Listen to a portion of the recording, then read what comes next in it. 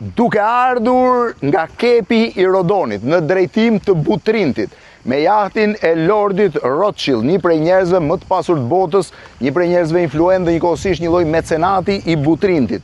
Jared Kushner, Ivanka Trump, Al Khalifa, presidenti i Paris Saint-Germainit dhe një grup personash tjerë ndaluan në ishullin e Sazanit, të shoqëruar nga Auron Tare.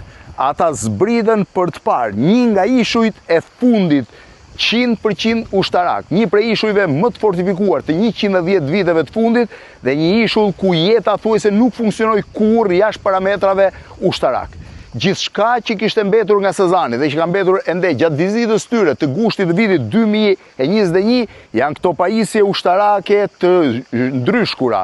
Kjo urë e vjetër e ngritjes së anijeve dhe fortifikimet e tjera. Në fakt, çudia e ishullit është se është një prej ishujve ku përzihen të gjitha llojet e fuqive ushtarake të globit në kohë të ndryshme. Në vitin 1914, ushtria italiane filloi fortifikimin e ishullit dhe ndërtoi portin e parë të ishullit. Porti i parë i vogël ka qenë një bankin atje, ndërkohë më pas ata ndërtuan një port të mbrojtur nga ana veriore, siç e shihni kalatën e madhe atje, dhe që konsideroi në vitin 1916, 110 vjet më parë, si pjesa porti më modern i Shqipërisë. As Vlora, as Durrësi, as Shëngjini, as Saranda nuk kishin infrastrukturën detare që kishte porti i Sazanit. Porti i Sazanit ishte tejet i rëndësishëm në luftën e parë botërore për italianët. Ai ishte i rëndësishëm sepse në radhë parë ishte porta e parë që mbronte gjirin e Vlorës, ku ishte vendosur ushtria italiane dhe më pas ajo franceze, dhe njëkohësisht ishte porta kryesore e kontrollit të kanalit të Otrantos, që lidhte Greqinë me Italinë. Në vitin 1916 filluan fortifikimet e para ushtarake. Ende sot në ishull dallohen një pjesë e madhe të fortifikimeve të ndërtuar në kohë të ndryshme. Nga viti 1914 deri në vitin 1944, për 30 vjet në këtë ishull u vendosën italianët. Pas kanë filluar dhe peshqit, që sa bukur duken peshqit. Peshqit si duket kaluan anijet e fundit turistike edhe ju kanë dhënë ushqim. Nga viti 1914 deri në vitin 1944 qëndruan italianët. Në vitin 1944 një motovedet e vogël solli nga Vlora një skuadër partizane prej 12 vetash, të cilët morën nën kontroll ishullin e lënë nga gjermanët. Në vitin 1945 mbërritën specialistët e parë jugoslav, por transformimi real i ishullit nisi në vitin 1949 me investimet e para sovjetike. Bashkimi Sovjetik, një nga dy fuqit më të mëdha ushtarake të globit, filloi të investonte në këtë ishull Meiden, jo vetëm për të qenë porta kryesore në drejtim të Otrantos, por edhe Meiden që në Karaburun, në pjesën përballë, do të ndërtojë baza e raketave nukleare, të cilat do të kërcënonin në atë kohë Europën. Nga viti 1948 deri në vitin 1960-61, Sazani ishte një prej bazave më të rëndësishme të Traktatit të Varshavës në Europë.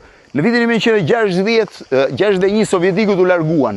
Në atë kohë erdhën kinezët, të cilët së bashku me shqiptarët filluan ndërtimin e qytetit Sazanit atje sipër në Kodër. Në qoftë se mund të shihni në mes të Kodrës është shkolla e Sazanit, ndërsa në pjesën e sipërme fare është qyteti i Sazanit.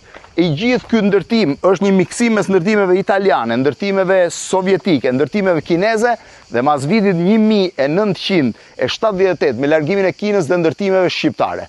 Po të vini re, kjo godinë për shembull është godinë tipike italiane, edhe godina përballë është godinë tipike italiane. Në vitin 1997, oficerët e fundit, deri në vitin 1997, këtu kishte një qytet për rreth 7.000 banorësh, po qytet ushtarak, zona ishte rrepsisht ndaluar. Nga viti 1914 deri në vitin 1997, zona ishte zonë ushtarake e paprekshme, ndërsa në 4-5 vitet e fundit, kryesisht që nga pandemia, zona është hapur dhe nuk konsiderohet më zonë ushtarake. Ky ishte ishulli më i mbrojtur, më i kontrolluar dhe më i izoluar i Mesdheut në atë kohë. 7.000 banorët merrnin ujë nga Vlora me anije botë sepse nuk ka ujë të pishëm, ndërsa pjesa e energjisë elektrike është prerë vitet e fundit në stadium dhe sot nuk ka as energji elektrike as ujë të pishëm. Në të gjithë ishullin ka pafund lepuj dhe gjarpri, janë dy prej specieve më të pranishme. Gjelbrimi është jashtëzakonisht i bukur. Në këtë pjesë është qyteti i cili ka të gjitha zonat siç i ka pasur një qytet me gjithë strukturët, ndërsa në anën përballë është spitali dhe komanda italiane, ku në atë kohë Sazani kishte pikën centralin e parë në Shqipëri. Në vitin 2022-2023, Jared Kushner, dy vëllezër nga Katari, të cilët me fondet e Katarit, fondet sovrane të Katarit, vendosën ta transformojnë ishullin në ishull turistik, me ndërtimin e një hoteli Aman dhe 50 vilave që do të kushtonin afërsisht midis 50 dhe 100 milion dollar secila prej tyre.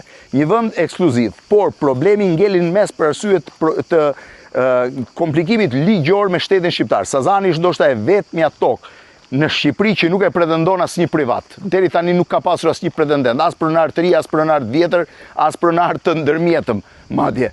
Deri tani nuk dihet se çfarë do të ndodhë me Sazanin, ndërkohë që investimi kryesor i trustit midis Katarit dhe disa investitorëve amerikanë mendohet të bëhet ballë për ballë në ishullin, në Gadishullin dhe gjirin e Zvërnecit. Shifeni atë që është atje, ballë për ballë duket fari i Zvërnecit, ndërkohë që plazhi i vetëm real i Sazanit është ky plazh ku unë do shkoj tani për t'ju treguar.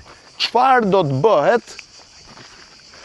bëhet me ishullin i cili mendohet që tjetë një prej perlave turistike të Mesdheut, por që është kontestuar ndjeshëm nga protestat në Tiranë dhe njëkohësisht nuk ka ende një shpjegim të saktë se çfarë do të bëhet me të. Ndërkohë që deri atëherë mbetjet ushtarake janë të gjitha të vendosura në të dy anët e ishullit. Shiheni. Kjo duhet jetë një anije ose një cister, nuk e di, ndërkohë që vetëm pak veta vinë gjatë ditës në këtë vend shumë bukur në fakt. Gjelbrimi është i jashtëzakonshëm. Është gjithçka mbetur nga shkëlqimi i një ushtrie që investoi këtu miliona e miliona dollar.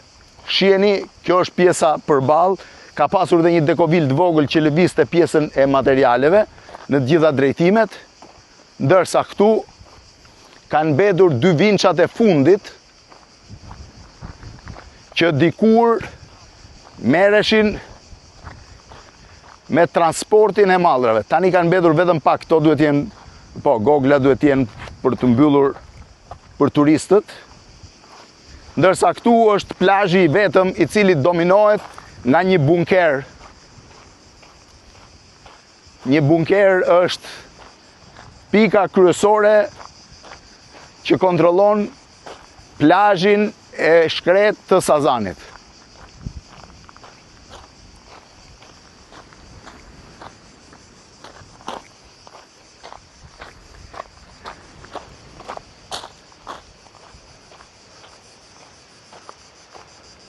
Ja ku është. Ky është i gjithë ishulli, i cili praktikisht pretendoi që do të ndërtojë këtu dhe në pjesën e sipërme. Këtu është qyteti, kjo është pjesa e brendshme e ishullit. Një prej mistereve të mëdha, çfarë do të ndodhë me Sazanin, ishullin që për 110 vjet qëndroi si një fortesë, ndërsa sot është një atraksion turistik.